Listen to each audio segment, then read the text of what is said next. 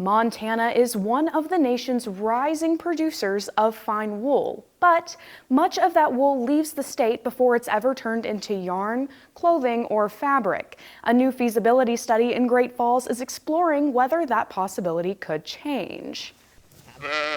40% of a raw fleece is dirt, lanolin, and vegetable matter.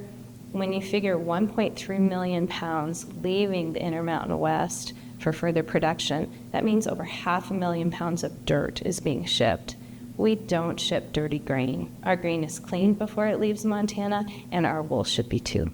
A new feasibility study, funded in part by a grant from the National Sheep Industry Improvement Center, will examine whether an industrial wool mill could be built in Montana. Great Falls is one of the locations being considered. It also, with Great Falls having the resources it does, it really fits well. Access to water, energy, and transportation are key factors, but supporters say people and partnerships matter just as much. To have close access to the people who are leading the way in this industry to get this so that we have processing done domestically is really pretty exciting.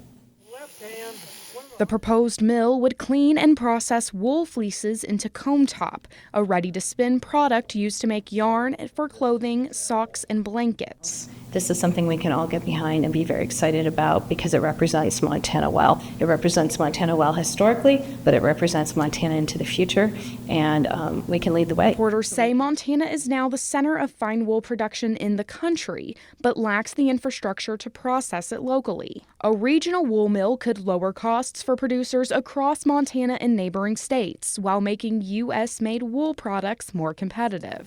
So we are hoping that by adding one in the Intermountain West locally, that will help drive production and then also bring down the cost of goods. If fully funded, the feasibility study could be completed by 2027. Organizers say the goal is to determine whether a Montana-based wool mill makes economic, environmental, and logistical sense before moving forward.